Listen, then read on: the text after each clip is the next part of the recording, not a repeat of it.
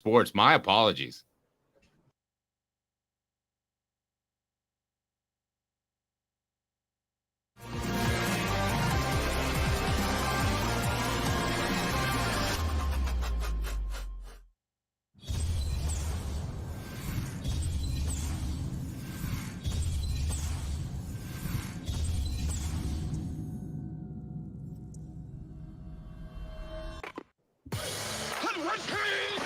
The Dave Hooker Show. A presentation of Off the Hook Sports. Objective insight, expertise, top guests. Available on YouTube, Apple, Spotify, and the Off the Hook Sports app. Download now for free. Also available on offthehooksports.com. I compute and obey. Now to Dave Hooker. Ready. For those on the message board, I got to be honest with you. We thought we were live, and I forgot to hit the go live button. Let's start all over. I usually lead with something quippy or something like that, but I'm going to lead with a comment by our message board. They've been posting away, and I've been responding to you guys, but you didn't know I didn't hit the go live button because I'm the village idiot of the day.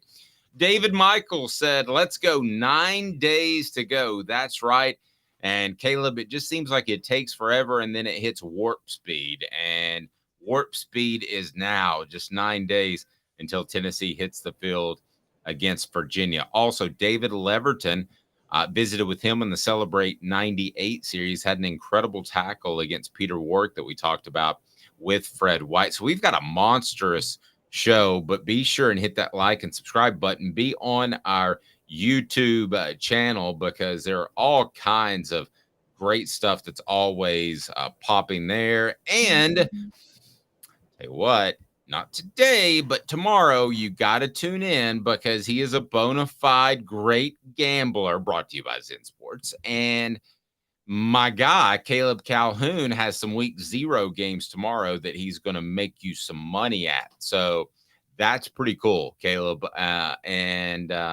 We'll see what you're able to do. I want to keep track this year, though, to make you accountable because our listeners deserve to make money. They don't need to go in debt because of your picks. I hope that's not going to be the case. I am not responsible if you lose money trusting me, but you won't lose money. How do you do? I mean, you have to win, what, 58.5% to cover No, the 52. juice? Just 52. No, I think you had to do a little bit. Just 52? Just 52. Okay. Well, what did you do last year? Did you keep track? I'd rather not talk about last year, but to be fair, I got sucked in by a lot of parlays, and 80% of sportsbooks profits come from parlays because you see two things and you're like, there's a greater than 60% chance of both of each of these things happening, but there's not a greater than 60% chance of both of those things happening, and that's how they get you. That's how they get you. Go ahead and hit that like and subscribe button. Coming up on the program today, well, we're loaded. Joe Milton's full of confidence. Should he be, or is it a little too much? You now can walk the aisles at the Thompson-Boling Arena presented by Food City or whatever they want to call it. We'll get into that a little bit. Kelsey Pope, Tennessee's wide receiver coach, was a nobody 3 years ago. Now he's one of the best young coaches in the nation and considered an incredible rising star. Also, we'll get into 4 downs, and that is who is Tennessee's best coach, their MVP coach, highest upside, most likely to not be on the staff in 2023. And then 5 recruiting targets. We're talking some recruiting. 5 recruiting targets to keep an eye on. Our college football picks, as well as our New Year's 6 bowl projections. We both picked Tennessee yesterday. I've got Tennessee making the college football playoff. Caleb just outside of that. And the ACC is still trying to stay relevant. So a lot going on the program. Travis says Caleb picks LSU every week. We're both high on LSU. That doesn't mean that we root for them. We just happen to think that they're going to be very good under Brian Kelly, but that's because the kids growing up in the backyard. That's not necessarily, well, it's partly because of Brian Kelly, but there's no fandom here whatsoever. I got respect for what they do. No, yeah, I just think it's a scary combination to have LSU be led by a coach with brain cells, and because they haven't had that in nearly 20 years since Nick Saban was there. I think it's a scary combination to have LSU, the athletic program, be led by people with brain cells, because they haven't had that in a long time either. I mean, they were led by Mark Emmert, and I forget the guy after Mark Emmert, but you guys notice they've now been led by a few competent people, and they've won a national championship in baseball, in women's basketball. They're starting to dominate athletically. Joe Oliva is the guy you're thinking about, I believe, who is the next athletic director, right? Was he the one who hired Ed Orgeron because he was so blown away by Ed Orgeron's binder? Ed Orgeron brought a binder to the interview, and he was like, he had such great detail in that binder. I want to know what was in the binder. Yeah, I don't know. Maybe the phone numbers of boosters' wives he had relations with. That beats me. Today's tough question is now, and it's brought to you by Zen Sports. Today's tough question. Take a side. Take a stand. The Dave Hooker Show, a presentation of offthehooksports.com. Joe Milton got his guys some Christmas, beginning of the year presents, not Christmas presents, but he got his guys some presents. What did he get for his teammates, Caleb? He got his teammates some Beats by Dre headphones, and then he sent a message on it, which was, "Let's go win the East." And it's because he just got an NIL deal with Beats by Dre, which is a pretty good NIL deal. It's a really good NIL deal. Highly overrated product, for the record. Go with Skull Candy. Listen, I know acoustics, and Skull Candy sounds better, and Skull Candy is about a half of the price. That's what I'm wearing right now. But anyway, and that's without any endorsement whatsoever. The question I want to ask is about Joe Milton's confidence, and it's brought to you by Zen Sports. Zen Sports is the new sports book in Tennessee, revolutionizing the way you earn sports betting rewards. That means no more deposit bonuses that turn into deposit nightmares. On Zen Sports, what you see is what you get. And with their cash rewards program, you get a lot of cash. For a welcome bonus, earn an unlimited 5% cash back on your betting volume for your first 15 days when you sign up with the promo code HOOKED. That's HOOKED. That's right, unlimited 5% cash back. Keep betting, keep earning with up to 3% cash back on your betting volume every month after that. Refer friends to earn a percentage of their betting volume as cash rewards to Zen Sports, bringing the cash back to Tennessee. So if you bet big on sports, you want to be betting on Zen Sports. Zen Sports betting just got better. Use the promo code HOOKED. So let's go win the East. Joe Milton showing off some confidence. Perhaps you would call it cockiness. Do you like it, Caleb Calhoun? Do you think it's over the top for a guy that hasn't really proven anything, has lost a starting job twice, but do you like his confidence and where he's coming from a mental standpoint? I've been debating this in my head, and I'm the one who proposed the question, and I've literally fought with myself on this all night, but I'm going to say yes. I'm going to say yes because he hasn't shown any level of cockiness yet. I mean, I don't think it's a big deal he didn't do what Tyler Bray did at 2012 SEC Media Day saying, "I guarantee we're going to win the SEC championship" after a 5-7 season. He didn't do that. But he did do, all he said was he bought his guys headphones and said, "Let's go win the East." I don't think that's that. I think that's a healthy level of confidence for a quarterback who, I think it's a good thing that Joe Milton approaches the game with the idea of, I didn't lose my starting job, I just got hurt. And I have to be fair that I like it. I've come around to, I like it. I've debated with myself on it. I'm not going to lie that I haven't, because I think Joe Milton probably needs to show a little more humility than some other quarterbacks, because there's a debate over whether or not he can even hold this starting job throughout the year. But he hasn't done anything too extra so far. He should have said, "Let's go win it all." I love his confidence. Absolutely love his confidence. And I would have taken it a step further had I been him. He didn't call out a team, so he didn't provide any bulletin board. Maybe Georgia, uses that as bulletin board material. If you say, let's win it all, then nobody has bulletin board material. And Tennessee is one of the few teams, I believe, out there that can win it all. So, no, I don't think he's too cocky. And I will tell you, not outwardly, but in terms of confidence, he's the same as Hendon Hooker. Hendon Hooker was extremely confident going into last season. He just didn't talk about it. Joe Milton talks about it. And we discussed this way back in the offseason, how Joe Milton would come across differently, thanks to our conversations with Jacob Warren and Cooper Mays. Vol reports of them are up now. And we discussed all of that and how he was more outwardly confident. Well, at the end of the day, I think that only helps Tennessee and Tennessee's fans, but it's the same thing. Hendon Hooker was confident last year. He just didn't talk about it. I don't think there's any difference in their confidence level. I guess the question is whether you like it to be outward and whether you like him to be vociferous or not, Caleb. But I love it. I got no problem with it. He should have gone stronger, in my opinion. There's a big difference, though. And I mean, we have to say this much.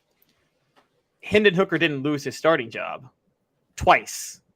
Now, but he got jettisoned from Va-Tech. Yes, but again, there is context to this. And I was talking about this, I guess, a couple of weeks ago. Every Virginia Tech fan sided with Hendon Hooker in that Virginia Tech Justin Fuente spat. And notice Justin Fuente was fired a year later. Everybody at Va-Tech felt that Justin Fuente railroaded Hendon Hooker and that it was completely unfair what was done to him.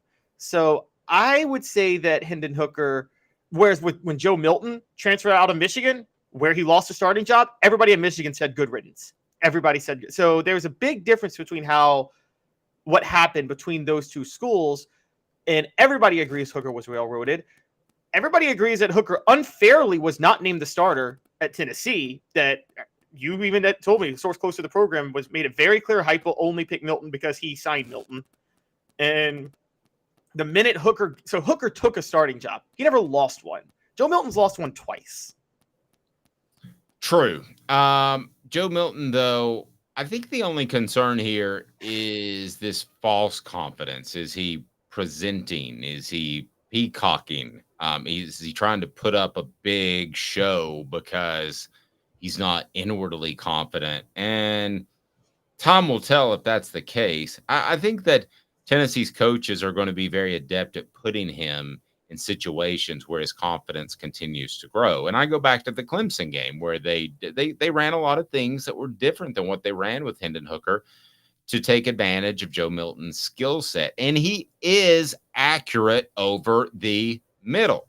I'm tired of that conversation. His accuracy is not, it's practically not a question.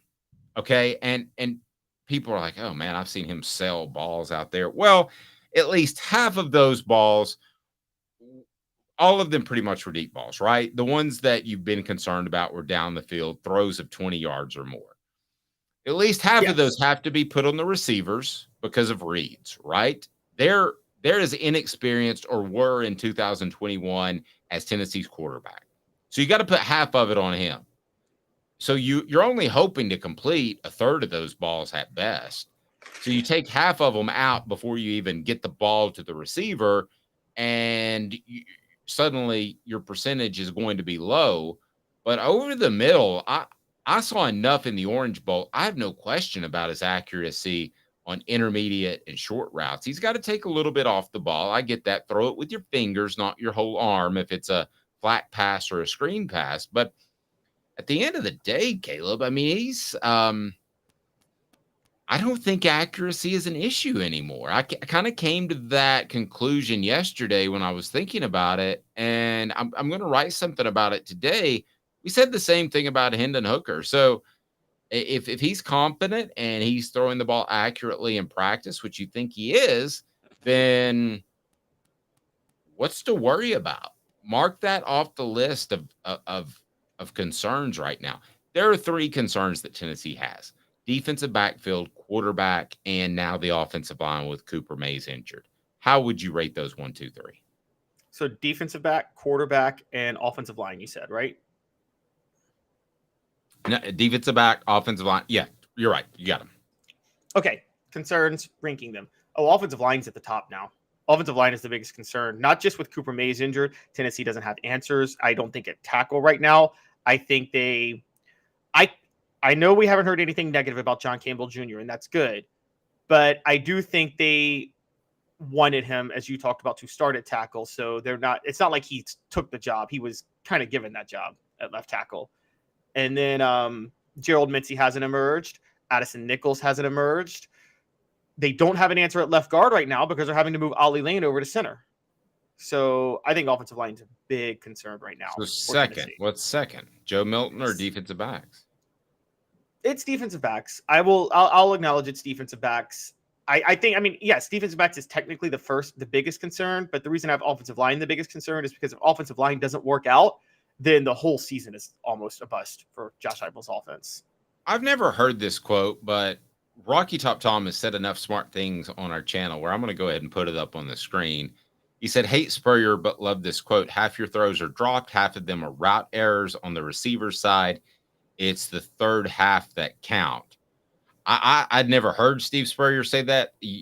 Rocky Top Tom, I'll take your word for it. But whether or not he said it, it's absolutely true. I mean, I have no argument with that. And that goes back. I mean, if you want to really think about it, there were a lot of crazy errant throws in Steve Spurrier's offense where it just seemed like the announcers would say, that Danny Werfel and the receiver weren't on the same page.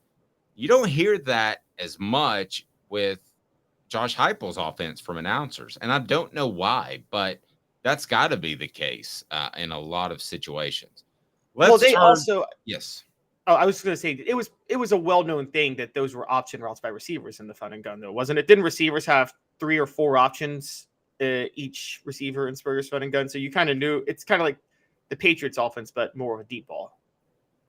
So why isn't that as well known? Because it is the case with Josh Heupel's offense. Why isn't that as well known? Is it because he doesn't talk to the media? The routes seem a lot more simplistic in Josh Heupel's offense. You tell me, don't the routes seem a lot more simplistic in Heupel's offense than they were in Spurrier's offense? I think there are probably 2 or 3 choices instead of 3 or 4 in Spurrier's offense, which further complicates things. And it's a little bit easier in Josh Heupel's offense. So, yeah, I mean, I don't think it's as complicated, but I still think it's complicated enough where the receivers are going to make mistakes. Speaking of receivers, Tennessee wide receivers coach Kelsey Pope named a rising star by On3. Here's the quote. I think Kelsey's an expert wide receiver coach. That, according to a coaching source telling On3, quote, to me, he's a master teacher of the receiver position. He played the position at a really high level, and he understands the game. Wow, that's strong, because it's easy to say Jalen Hyatt had a fantastic year because of Josh Heupel, because Hendon Hooker played through the roof, because any number of reasons this offense took defenses aback. But to put a lot of that on Kelsey Pope, which is somewhat what On3 and this coach is doing, that's pretty darn strong. That being said, this could be somebody pumping up one of Tennessee's coaches in hopes that he gets hired away because they're afraid of this staff. But do we give Kelsey Pope enough credit for what Jalen Hyatt did, for Ramel Keaton's development, for the guys that he's worked with? Probably not. We don't. And I'm very high on Kelsey Pope. Remember this. He was an all-field staff member in 2021 when Cody Burns was at Tennessee as a receivers coach. Kelsey Pope's sole task during that time off the field was working with the wideouts, no slot receivers. He turned Cedric Tillman into a 1,000-yard receiver. And Dave, you and I thought going into the draft that Cedric Tillman was a better NFL draft prospect than Jalen Hyatt because of his technique. That was Kelsey Pope. Do I need to remind people, Cedric Tillman was a 2-star receiver out of Nevada. Nobody believed in him, and he was buried in the depth chart until Kelsey Pope got there and worked with him. Then he becomes the receivers coach and turns Hyatt into a Biletnikoff winner. Yes, that's the system. I think that's more Heupel's system than anything. But I do think Pope had something to do with Hyatt reaching that next level. I think, but what he did with Cedric Tillman to me is still the biggest standout success, because he turned Cedric Tillman into a 1,000-yard receiver and an NFL receiver. And as we talked about a couple of weeks ago, there's a lot of hype behind Cedric Tillman in Cleveland right now. I think Randy Moss said he thinks Tillman's the best prospect right now and from the draft at receiver. Can I play devil's advocate for a second? Sure. If he's that great of a receiver, why is he making $250,000 this year? And obviously, Alec Ablin is the lowest paid coach on Tennessee staff, making $243,000 because he just got upped into that tight end position. But as far as guys that have been on the staff, the latest raise got Kelsey Pope from $225,000 to $250,000. Jerry Mack went from $425,000 to $500,000. So you go from Pope to Mack on the pay scale board, and the guy right above him is making double. That's a significant difference. So if Josh Heupel is as high on Kelsey Pope and he's not a product of Tennessee system, why isn't Josh Heupel paying Kelsey Pope more? Because Kelsey Pope was just promoted 2 years ago. Everybody else on the staff outside of Alec Ablin, who you named, was an on-field staff member Josh Heupel's first year at Tennessee. Kelsey Pope wasn't. He was an offensive analyst, and then he became a receivers coach. And Kelsey Pope, let's not forget, I think he's only like 31. He was 29 when he was promoted. And so he probably, I mean, and Dave, you know this, don't staff members, don't they usually sign just like 2-year contracts? Yes, you usually get, sometimes a coordinator will get 3. Okay, so he's probably just on the second year of a 2-year deal. I bet he does get a pay increase fairly soon after this first contract is up. But that was his first on-field role. You're going to get him at a discount at that when you get the first on-field, when you get your first on-field assistant coach job. No, I don't think we give him enough credit, but I do think it's somewhere in the middle. I think it's partly Josh Heupel's offense, of course, which leads us to 4 downs, and it's brought to you by Andy Mason, AndyMasonRealEstate.com. Best service, best prices in the biz. He's in East Tennessee, AndyMasonRealEstate.com. In Knoxville, there's nobody else to call, nowhere else to go to, AndyMasonRealEstate.com. 4 downs. 4 questions. 4 answers.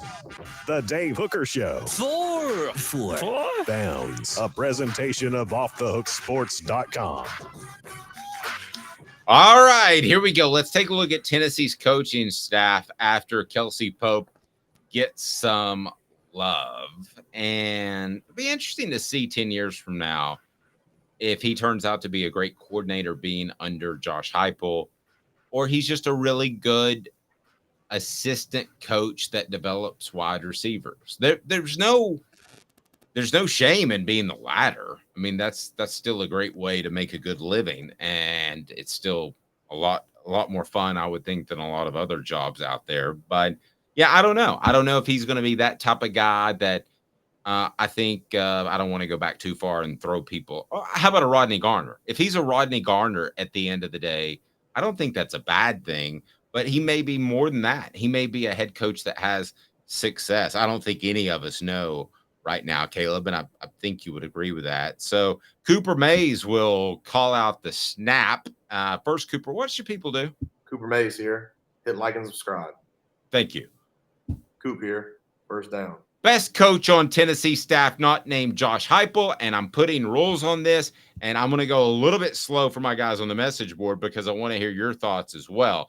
So best coach on Tennessee staff, you can only name a coach one time, okay? So you can't get repeated mentions out of the 4 downs. So I'm making it tough on you. I feel like I'm trying to describe the shopping game on The Price is Right. Plinko's simple, but you start to describe some of those other games and people get confused. All right, so you can only pick a coach once, and you can't pick Josh Heupel. So first down is best coach on Tennessee staff. Just best. It's Rodney Garner. It's Rodney Garner. He's the best at his job of any coach on the staff at their jobs. And he should be, though. He's been coaching defensive line for 25 years now, 30 years. So it's Rodney Garner. I think it's Tim Banks. I think with what he has to deal with this offense going up and down the field, I love what he does schematically up front. I know that Tennessee's defense hasn't been great, but it's never going to be great with this offense. I think you're going to see Tennessee be even better in creating turnovers and being able to create havoc in the backfield. I'll go Tim Banks. So let's go to second down. Cooper Mays here. Second down. The MVP coach on Tennessee staff. Now, this is where I've painted myself into a corner because I can't go Banks again, and you have some flexibility. And I did that by design. The MVP coach, the guy that if he said, I have come to this conclusion in my life where on August 24th, 25th, I'm going to retire and I'm going to join the Peace Corps and I'm going to build communities in Romania. And he leaves today. Who's the MVP? Who do they miss the most? It's Glenn Ellerbe. I mean, the work Glenn Ellerbe does with the offensive line is so underrated. And given how much Josh Heupel relies on the run game, Glenn Ellerbe is Tennessee's best O-line coach since Mike Berry in 1998. Yep. You took my guy. You're so smart. You took my guy. That's a way of complimenting myself.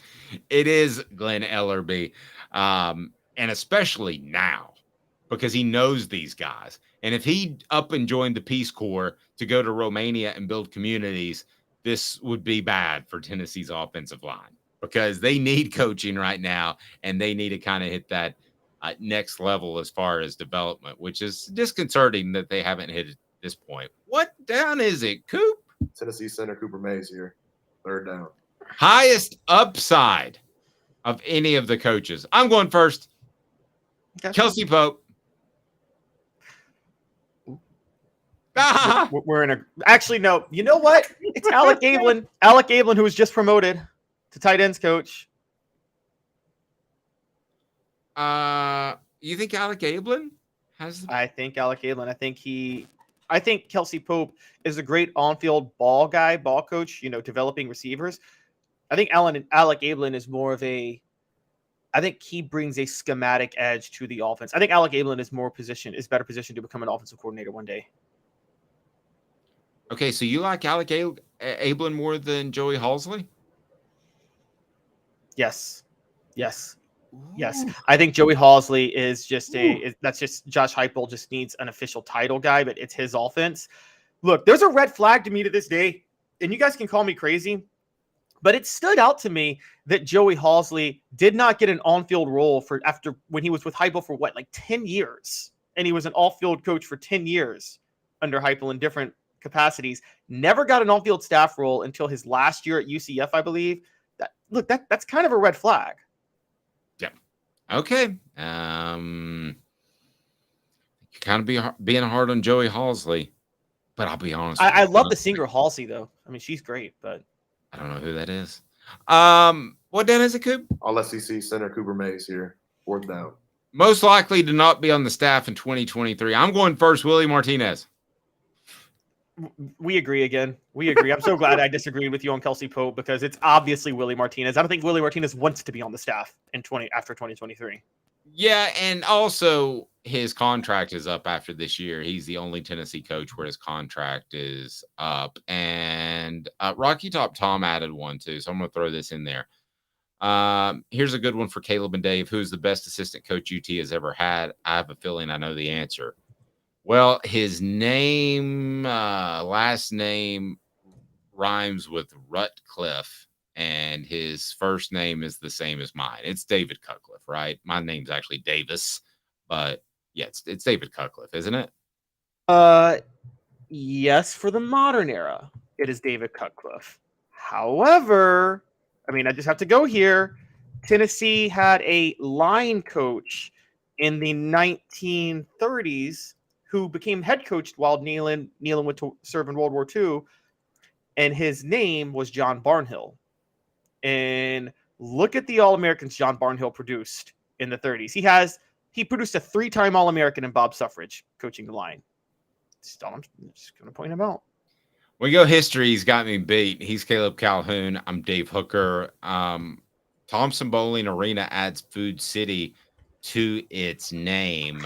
Why this is significant for the Vols in 90 seconds, and why it's an incredible break from tradition, because there's some guys named Thompson and Boling that laid out a lot of cash to get that building built. 90 seconds. We're back off the Hook Sports.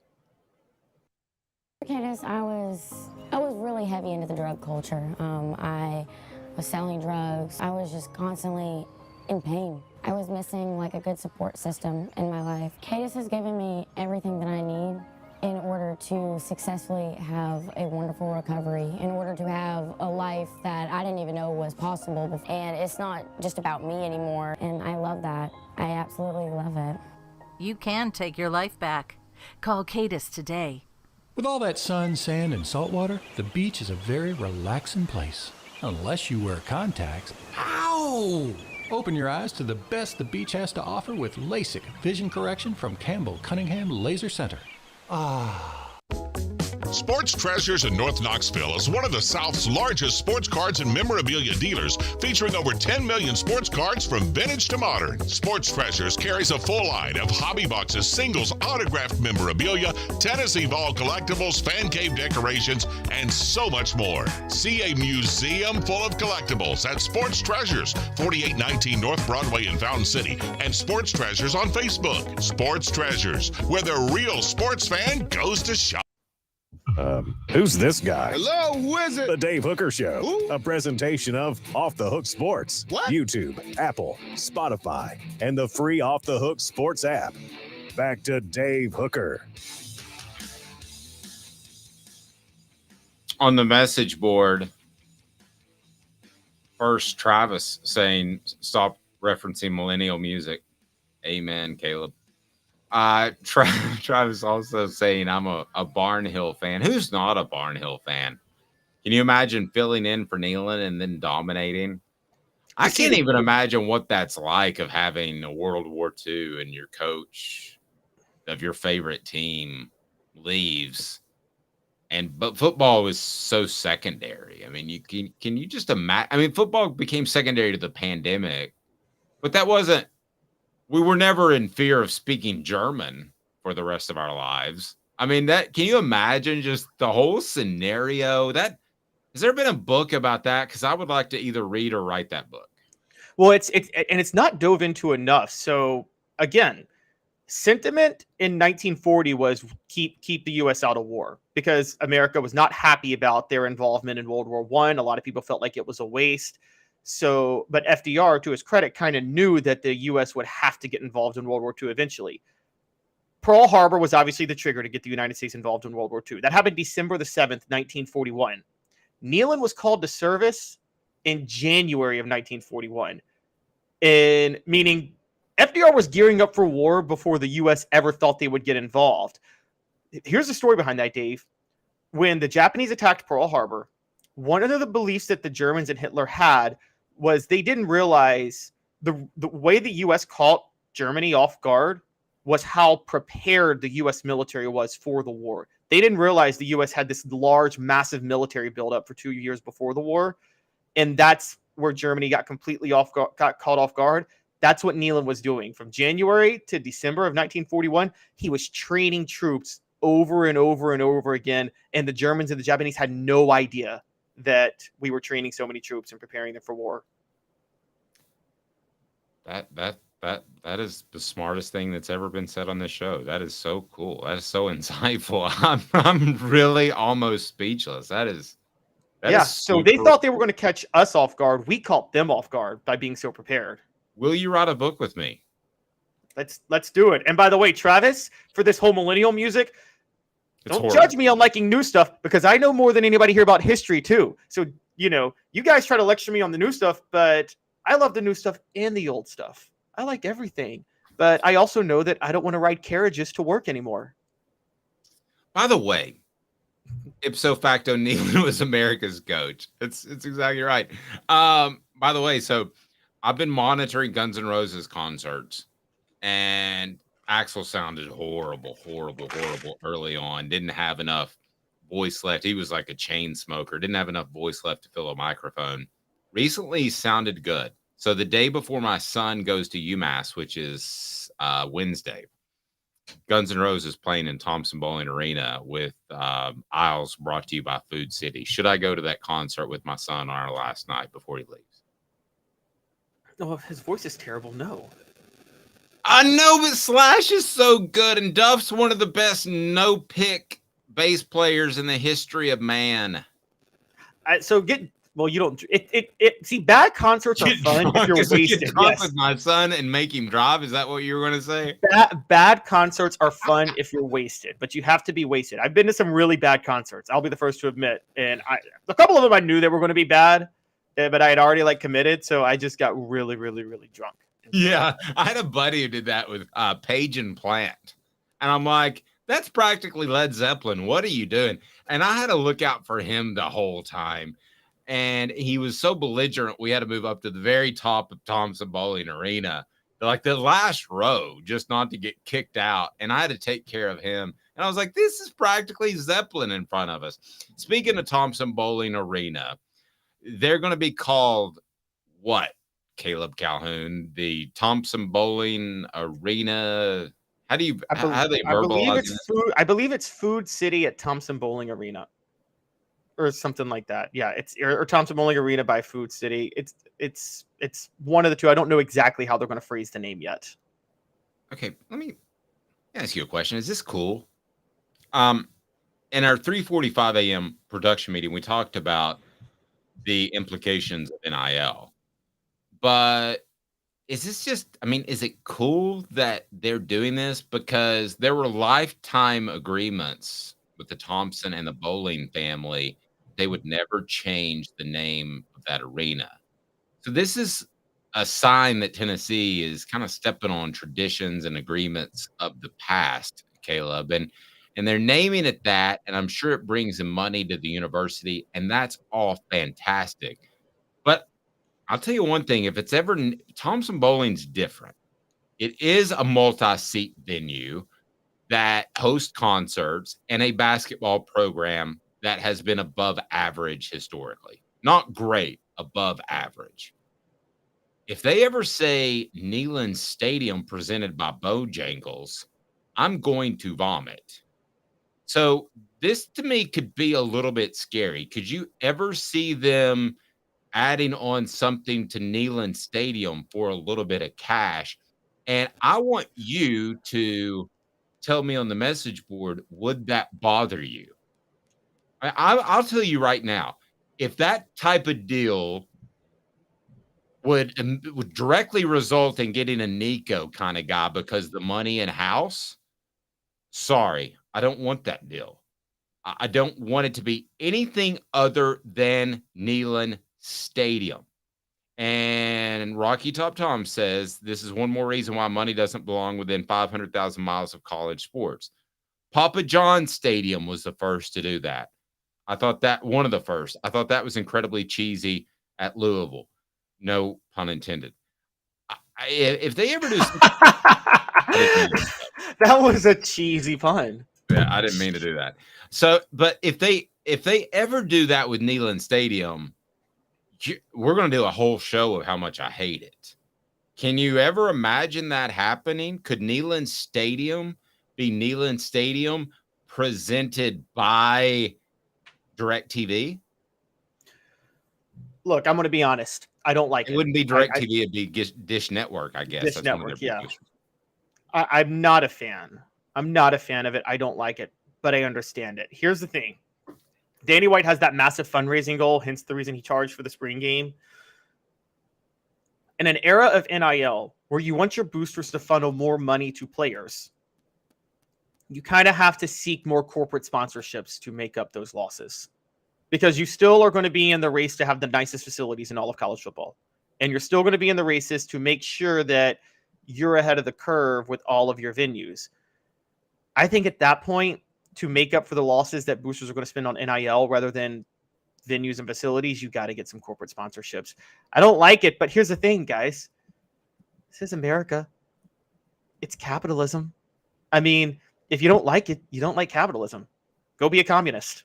I mean, it's really that simple. So it's if you don't think this should be a thing, you might be a communist. And I'll just say it like that. Well, I don't think I'm a communist, but if it's ever Neyland Stadium presented by, or the way they've worded it with Thompson-Boling Arena, I'm going to be absolutely opposed to that. I think, didn't we all laugh when Kentucky's football stadium was named, what is it, Kroger Field or what is Field? It? Yeah. Well, remember this, but remember what's the next step? What's the next step? Do you take, for those that don't know, and I know you will, who are Shields and Watkins? And Caleb's Mr. History. He'll definitely know that. Well, they were the people who provided the funding to build what is now Neyland Stadium. And so It was called Shields Watkins Field until it was renamed Neyland Stadium in the 50s. But Dave, I got to push. Okay, Thompson and Boling, Shields and Watkins, those are no more special than corporations naming the stadium, because those are just people who had a bunch of money and just, like, hey, here's some money. And no, but there's something more altruistic about that. No, like there's not. Well, there's something egotistical. If you and I give money to, and maybe I do, to the College of Communications at the University of Tennessee, if I give money, listen, I've got an ego or I wouldn't be doing this show every day, but I'm not egotistical enough where I want classroom 201 to be the Dave Hooker classroom. Okay. That's just not how I'm wired.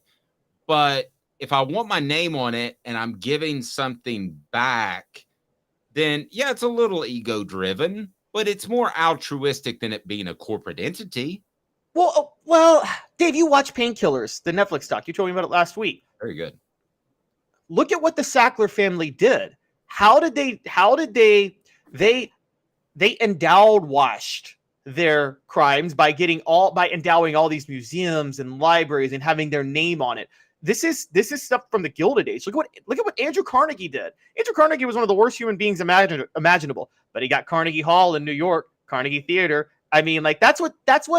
So it was altruistic, but a lot of times, I mean, if you go back through American history, the people with that type of flex money, they would endow something to have their namesake to kind of whitewash their crimes or their incompetence. Heck, look at Tennessee right now. You got the Haslam building. That was for the business center. That was Jimmy Haslam.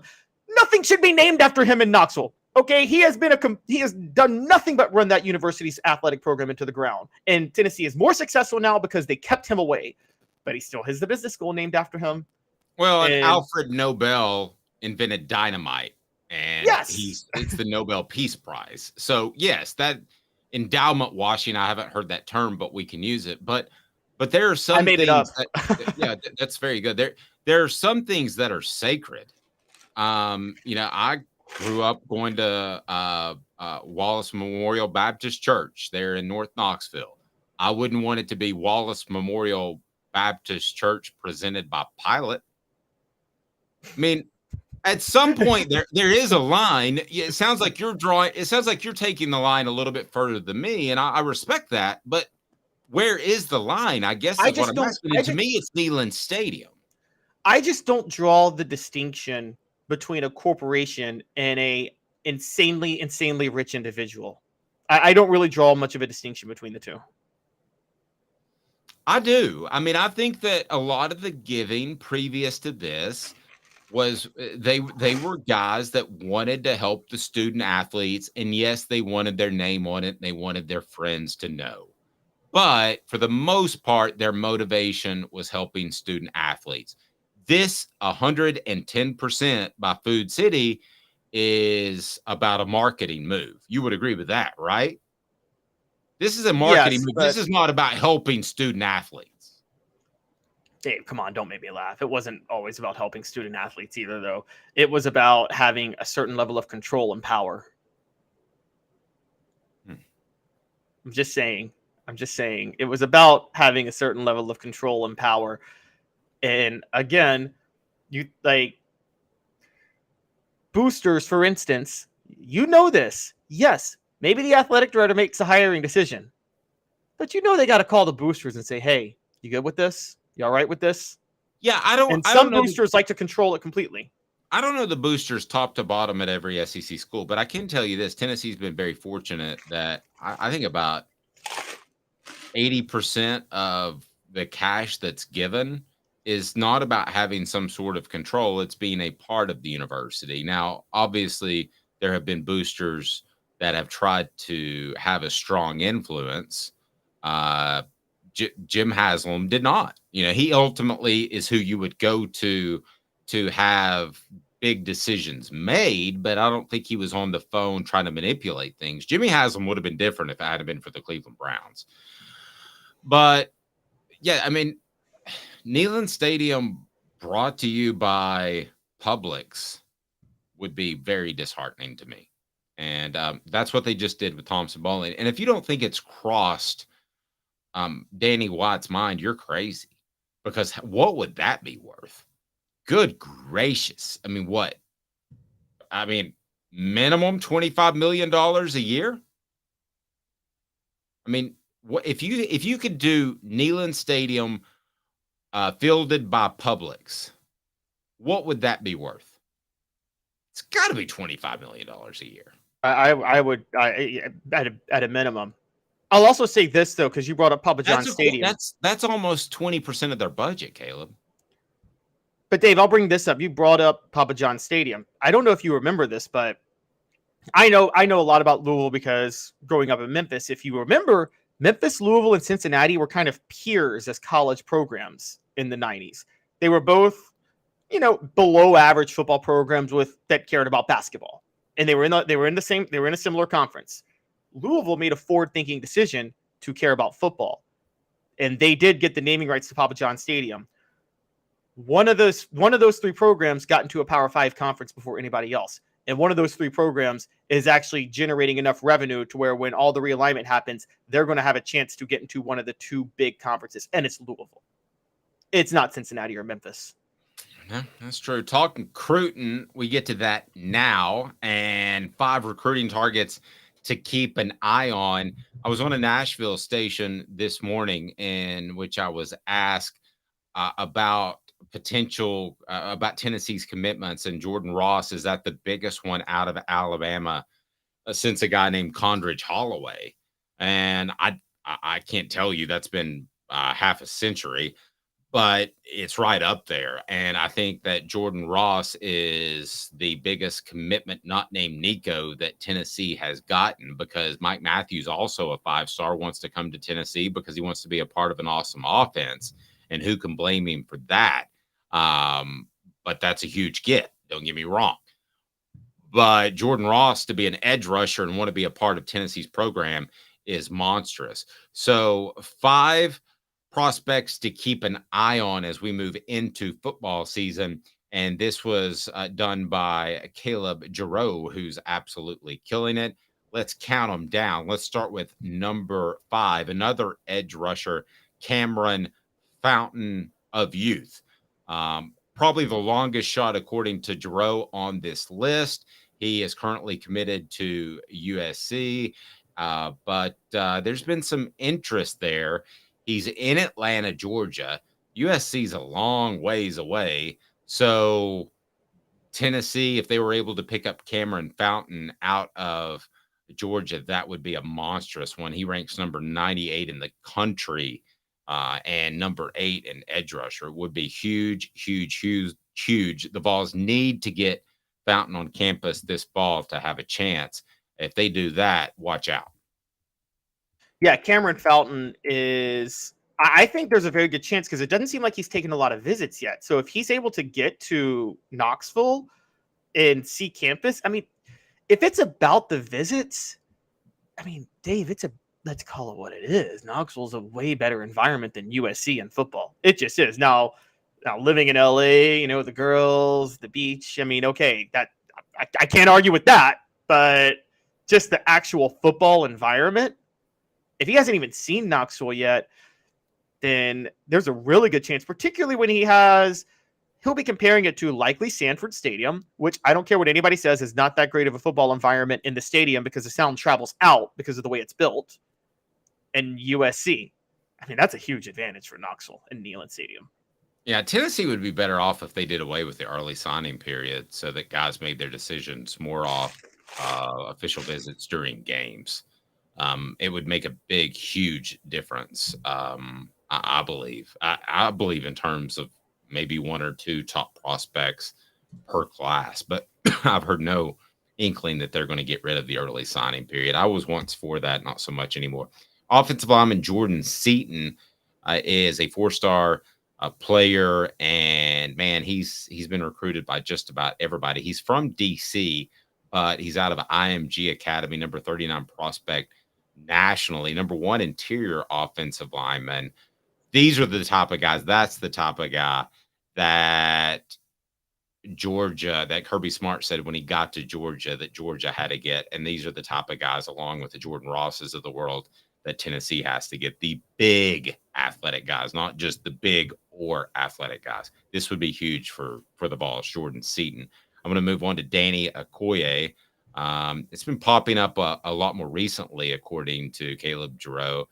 He ranks as the number 152 prospect in the nation, number 10 edge rusher. Here's my thinking with edge rushers. Get as many as you can, see if they pan out, and boot them to the transfer portal if they don't. So go get him if you can. 6'4", 241 pounds. Will officially visit Tennessee at the end of September. Plans to announce his decision soon after. I think the Vols should feel pretty good about where they stand with Okoye. Yes, and for a little bit of history, Dave, you probably remember Tennessee used to have a pretty, not like great, but okay pipeline with some Tulsa kids back in the day. I think Marcus Nash and Robert Meacham both came out of Tulsa.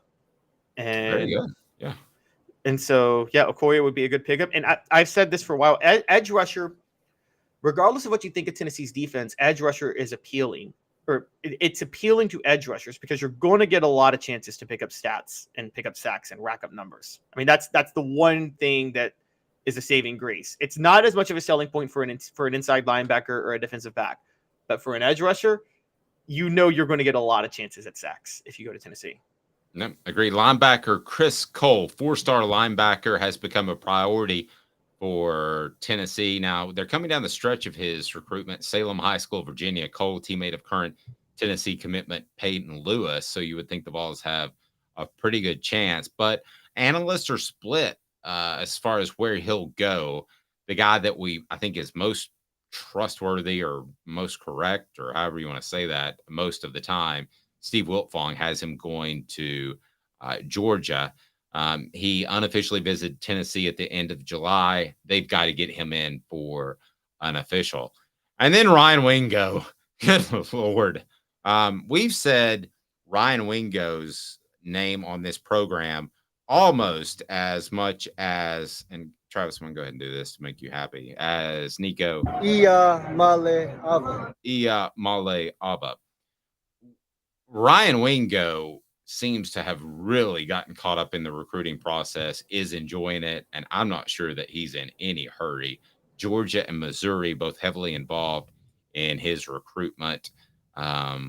But does Tennessee even need Wingo as much as they did now that they have Mike Matthews? I'm not sure that he's at the top of their board any longer. I mean, he's towards the top, but I'm not sure that he's one of the first 10 prospects they'd like to get with the way their class is shaping up. Yeah, Ryan Wingo, it would be about him and his mentality. I can't blame him if he doesn't go to Tennessee, because if he's worried about playing time, he might want to go elsewhere. I think Tennessee's focus is going to be more in the trenches now and linebacker. I think we're Tennessee short on his defensive backs, but Dave, I think you and I both agree they're just not going to get highly talented defensive backs. Nobody's going to want to go to Tennessee at that level right now. I don't blame him for enjoying the recruiting process. I would enjoy the recruiting process if I were a recruit. I'm just going to be honest. I would love it. I would take advantage of every one of those places that offered me. And so that's especially if we were 17. Yes, exactly. And when Lane Kiffin has some hostesses pick me up at the airport, like, of course I want to be picked up by hostesses at the airport.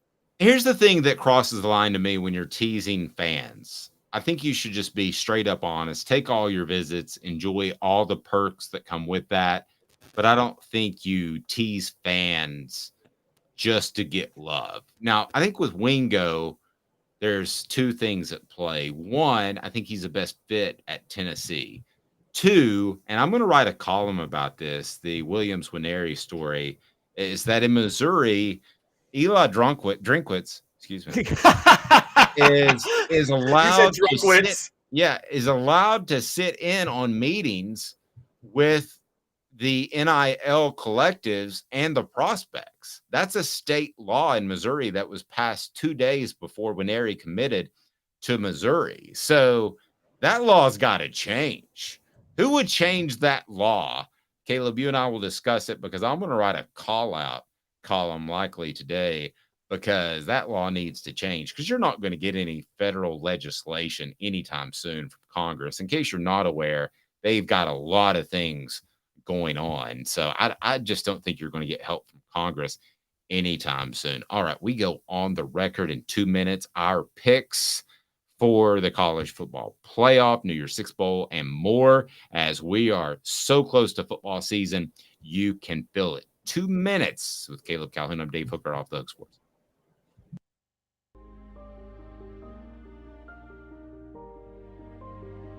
Our family has been creating one-of-a-kind pieces of jewelry in West Knoxville since 1986.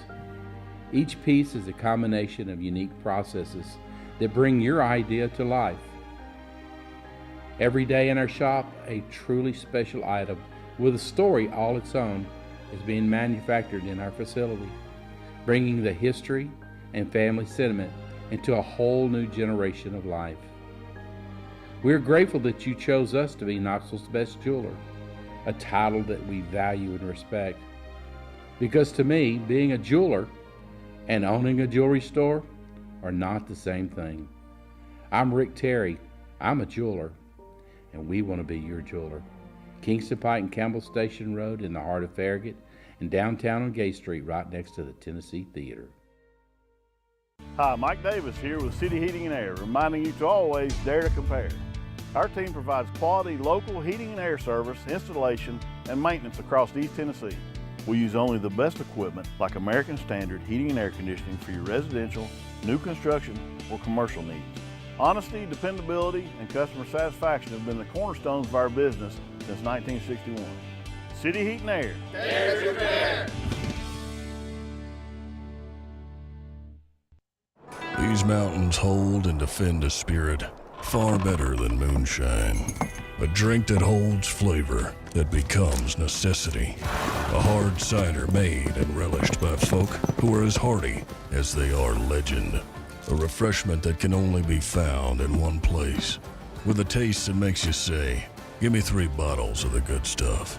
Tennessee Cider Company, where necessity can be found.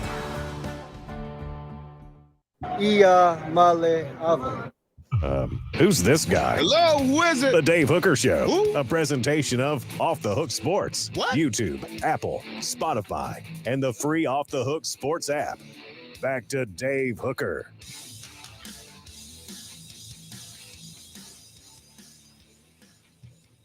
You get 5 visits. That was being discussed on our message board. Yes, you get 5.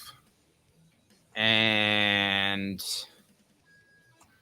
Travis says, why does every recruit not go on a trip to Hawaii and or Vegas? I would. Well, Vegas, you'd be pretty limited because of the 18-year-old age limit. A lot of those establishments. Caleb's told me he's tried to get into some place called Spearmint Rhino. I have no idea what that is, but that you have to be a certain age to get in that place. I don't know what that is, but that's just what he tells me. And Hawaii is actually very, very selective. You've got to kind of prove to them that you're interested, because I've been saying that for 20 years. I would go to Hawaii every single time. But a 5-star in Atlanta that grew up loving the Georgia Bulldogs is probably not going to be a guy they would extend a visit to. So that's part of the reasoning in all of this. So it is time for us to get to our college football playoff picks. And I gave mine a little bit away yesterday when I told you that I think Tennessee makes the college football playoff. But let's go ahead and get into that right now. Do you want to begin with the individual bowl games, as those that are fans of other SEC schools will get an idea of where we stand? So how do you want to set this up there, Caleb Calhoun? Let's start with our Power 5 champions, and then we'll go to the individual bowl games. Let's name the Power 5 champions of each conference, both of us. Okay, Power 5 champions. I have Clemson winning the ACC. You and I both. You're a little bit more down on Florida State, but I think they're overhyped. SEC, I've got Georgia winning. The Big Ten, I've got Ohio State winning just because I think that's a coin flip, and Michigan won it last year. Pac-12, I've got Southern California winning. And then the Big 12, I've got Oklahoma. That's a shock to me. I thought you weren't that high on Brent Venables this year. I'm not, but I decided to go in that direction because I felt like I was doing chalk with the rest of them. Okay. I'm mostly with you. I'm Clemson. I'm LSU for the SEC. I am Ohio State for the Big Ten. I think they should win it this year. I'm USC for the Pac-12. Should have won it last year. And I actually think Kansas State repeats as Big 12 champs, but I think Kansas State and Clemson are conference champs by default. I just think the ACC and Big 12 are going to be bad this year. Yep. Okay. I can roll with that. And then if we look at, so then we want to go with the New Year's Six Bowl projections. Mine are, my screen blipped.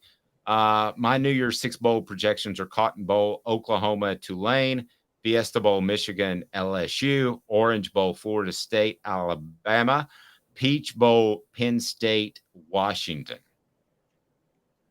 All right. Mine, Cotton Bowl. My group of 5 team is not Tulane, but UTSA, who Tennessee plays this year, and Penn State. I think UTSA may go 11-1 and only lose to Tennessee.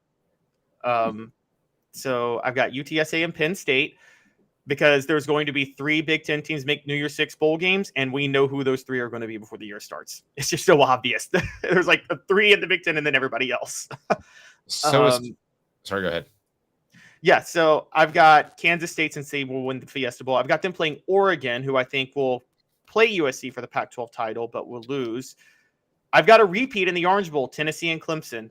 I've got it happening again this year. And then I've got Georgia in the Peach Bowl playing Michigan. I think neither one of those teams wins their conference, but they'll be highly touted in their leagues. College football playoff picks. Here's what I got.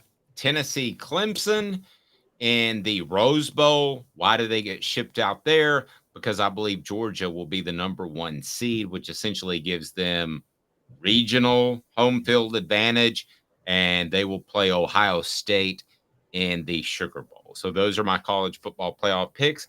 Yes, I have Tennessee making the college football playoff, but not winning the SEC, what would have played out last year had it not been for the South Carolina loss. I think the season plays out this year almost exactly like it played out last year, with the exception of Tennessee does not beat Georgia and Tennessee does not beat Alabama. So I think Tennessee's going to play at a very high level, and I think Tennessee's defense is going to be better.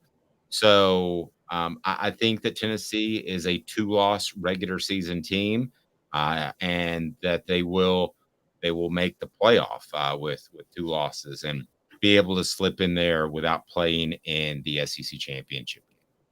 So who do you think's going to win those 2 playoff games? Who's playing for the national title to you? You're going to say that. I think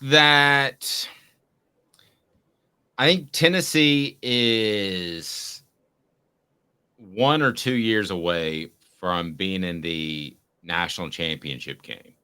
So I'm going to say that Clemson is able to win, is able to beat Tennessee, despite the fact that Tennessee handled them last year. I would not be surprised. I'm basically going on an escalating scale. I think Georgia beats Ohio State. But as far as drama, and not just for this show and our website, but for content, I would love to see two SEC teams. So probably secretly, I'm rooting for Tennessee and Georgia to be in the national championship game, or even Georgia and Alabama, because you know how big of an SEC guy I am. And as respected as the SEC is, I still think it's underrated. So that's where I stand on that. I think Tennessee's a year away from making the national championship game, but on track to make the college football playoff this year. All right, and last one before I go on to mine, I need to know your national title pick: Georgia or Clemson? I don't want to do it because it hasn't been done since Minnesota did it in the 40s, 3 years in a row. But I'm going to take Georgia to win it again. Wow, Dave going for the three-peat. Look at you. Now, Rocky Top Tom asked me, Dave, if Alabama and Georgia both beat us and you have us in the playoff, that means theoretically there are 3 SEC teams in the playoffs. No. I don't think that. I think Alabama loses another game. I like Alabama to beat Tennessee because it's in Tuscaloosa, but I don't think Alabama is good enough to have a record at the end of November to get in over Tennessee. So despite the win, I think it's going to be a very similar, last year, Alabama was ahead of Tennessee in the college football playoff rankings, right? And everybody's like, right, this seems pretty simple. They played each other. I think you're going to have the same thing happen in reverse this year. So do you realize how unpopular Tennessee is going to be if there were 2-loss non-conference champion that backs into the college football playoff and then they lose in the first game of the college football playoff? Do you realize how unpopular that's going to be with the nation? Yeah, I do. And I think that you kind of brought this to my attention. That I think you're going to see the first year in which and I hate to say this, but the conference championship game has a little bit less meaning than it did before. I think this is going to be the first year where you're going to see, according to my prediction, I think this is the first year that you're going to see that have slightly less of an impact than it should have, at least in my heart. Kind of like the SEC basketball tournament or conference basketball tournament. So I think you're going to see a little bit of that this year. And it hurts me to say it, but that's just how I see things playing out when I went through all of the schedules and did them kind of individually. All right, so on my end, college football playoff, since I have LSU winning the SEC, I've got them going to the college football playoff, but I don't think they'll be a top seed. I think just playing in the SEC, they'll probably stumble somewhere, but during the regular season, but still win it. And I'll have them going to the Rose Bowl as a result, facing USC, who I think will win the Pac-12 and by default will go undefeated. My top seed on the year is actually Ohio State, because I think they're going to coast through the Big Ten and they'll get the number 1 seed and they'll get to play in the Sugar Bowl. But that won't be as much of a home field for them because they're going to play Alabama. So I got Ohio State facing Alabama in the Sugar Bowl, LSU facing USC in the Rose Bowl. I've got LSU beating USC and Ohio State beating Alabama. And for my national championship, Dave, I got Ohio State beating LSU. I think if Ryan Day doesn't win the national title this year, you got to fire him. Fire him? Yes. You can't fire somebody that's in the national championship game. Ohio State is way too loaded with talent this year. They are one of the best track records you can look to, Dave, for the best team in college football is who's got the most first-round NFL draft picks. Ohio State laps the field this year in first-round picks for next year, I mean. And if they don't win it, that's a big issue for Ryan Day. They almost beat Georgia last year. And they are the one team outside of the South that is on par with Southern teams talent-wise. I'm trying to imagine Caleb Calhoun being the athletic director at Ohio State. And he says, all right, guys, private meeting. It's August. The season hasn't started yet. But if this Ryan guy makes the national championship game and doesn't win it, I don't care if it's a last second field goal or whatever, we're going to fire him. And somebody raises their hand and says, AD Calhoun, that seems a little harsh. What if he doesn't make the college football playoff? Well, then clearly we have to shoot him. No, I'm firing for calls if he doesn't make the. I will say that's a breach of contract if he doesn't make the college football playoff. Oh, you should. Okay, Ohio State and LSU. When you have the programs rolling, you should be in the college football playoff more years than you're not. Well, now when it's 12 teams, you should be in it every year. Ohio State, Alabama, Ohio State, LSU, and Georgia. Those three schools. If it's a 12-team playoff, but the coach I hire, you get 1 year. For the rest of your life after that, you better be in the college football playoff every year, the 12-team playoff, because there's way too easy of jobs. Let me ask you this. If you're Tennessee, would you rather win the SEC and not make the college football playoff, or not play in the SEC championship game and lose in the semifinals of the college football playoff? Okay. I'd rather have a ring. Yeah, the SEC championship ring matters. Now, in a year, it's easily win the SEC title. But if you win the SEC title in a year, you're in the college football playoff with 12 teams. That's not a question at that point. So yeah, I'd say take the ring. Well, LSU might have not gotten in last year. Had they won it? Yeah. Well, no. I'm talking about when the playoff goes to 12 teams. Oh, yeah, when it goes to 12 teams. I'm talking this upcoming year. And this is, I'm seeing on the message boards, I just have to point this out. Dave, this is right. Ryan Day is Mark Richt. He's Mark Richt. And Mark Richt got fired because it was actually I don't know if it was fully his fault. I think Georgia at the time carried themselves with too much integrity. I know that's a bad thing to say, but you got to sacrifice a little integrity if you're trying to win. On the message board, Richt is Day, Day is Richt, Finkel is Einhorn, Einhorn is Finkel. Reference to the Ace Ventura. Do you remember that? Oh gosh, it's been so long since I saw that movie. Finkel is Einhorn, Einhorn is Finkel. By the way, if you go back and watch that movie, the most non-politically correct movie in this day and age that you can imagine. I mean, yeah, it just makes fun of transgender people, and you could not put that movie out nowadays. It would be picketed. And there's several comedies from that era that you could say that about. And then you've got the poor little ACC trying to keep it together. What the? What was he thinking? Release the hounds. The Dave Hooker Show. Keep cool. A presentation of offthehooksports.com. ACC trying to add Stanford, Cal, SMU. It only took them, about 40 years to become relevant once again. By the way, beautiful campus there at SMU. Fantastic facilities. Tennessee held a Cotton Bowl week of practice there. And you can see where that money came from. To be little SMU and to be like, wow, this is one of the nicest campuses I've been on.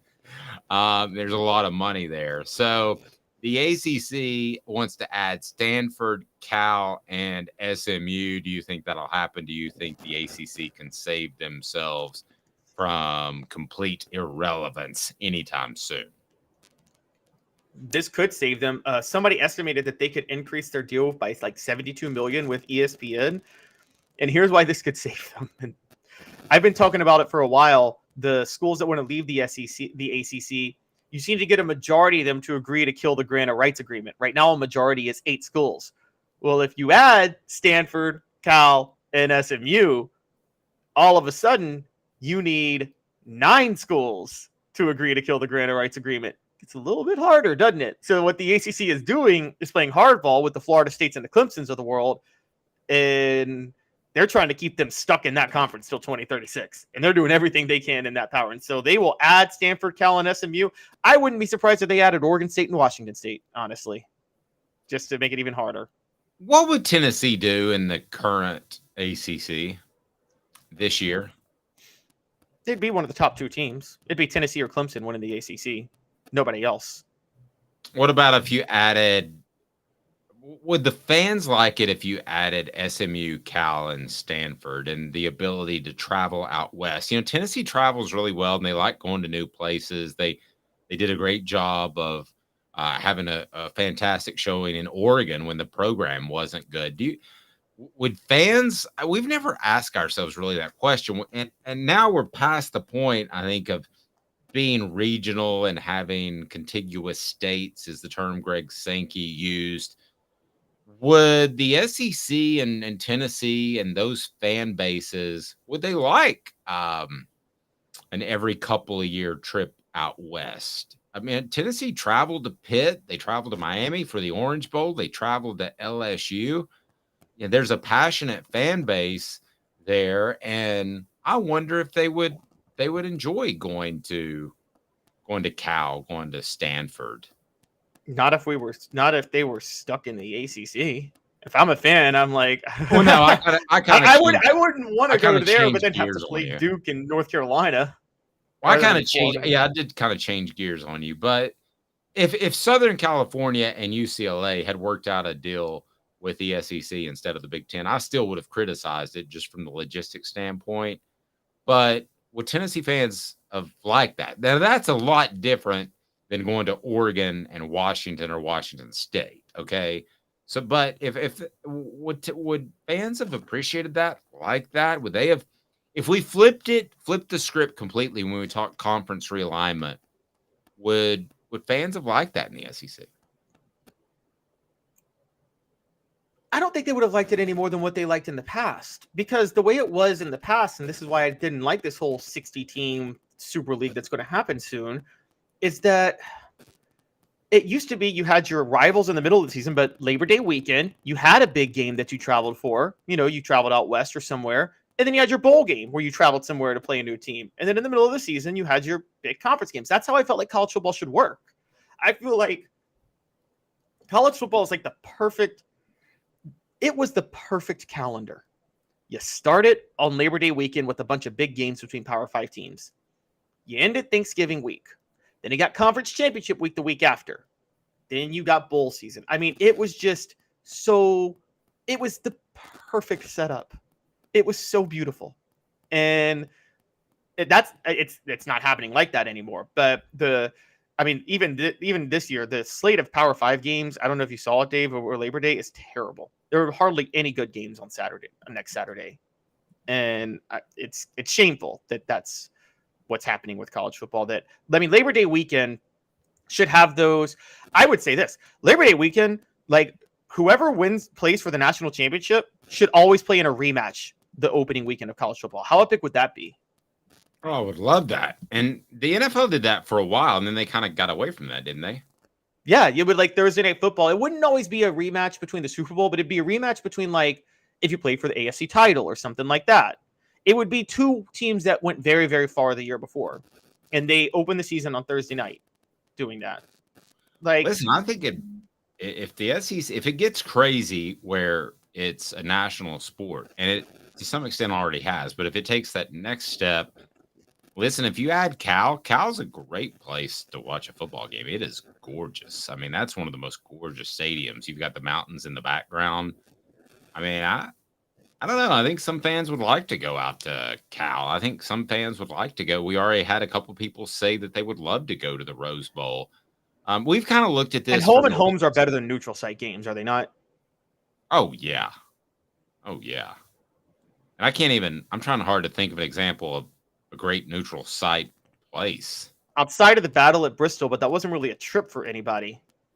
And well, that just all out was horrible. I went all that way and sat in that traffic and watched a game on television because I couldn't see the field because it was so far away. Have you ever been to it was a gimmick, race? But it wasn't really worth it, is what you're saying. No. Have you ever been to a NASCAR race? I mean, I've camped out in the middle of a NASCAR stadium for a music festival one time, though. Yeah, I mean, you could take Neyland Stadium and put it in the middle of Bristol Motor Speedway, and that's one of the smallest ones, if not the smallest one, I think. Yeah, I couldn't tell who was out there, and I had no idea who was on the field half the time. You couldn't see jersey numbers. I would have loved to have I wish the late John Ward had called that game and I could interview him after, because he always hated the orange on white numerals before they put the black outlining on it. And he used to always complain about that because it was hard to see the numbers. He might have flipped out and quit in the middle of the second quarter because you couldn't see who anybody was. Can you imagine John Ward, the legend, watching television in his box to call the game, because that's Oh what my God. it'd have to be. You could not tell a 9 from an 8. We were that would 100 be yards away. That would be bad. That would be. I totally understand that. Yes. I mean, I seriously sat there, and for those on the YouTube channel, be sure to hit the like and subscribe button, turn the notifications on. But if you're watching on our video outlets, this is Dave staring up at a TV in the press box instead of watching the game that's right in front of me. That game, they could have stopped the game and moved it to Darlington Motor Speedway, and I still would have been watching TV and probably wouldn't have known that they moved the game.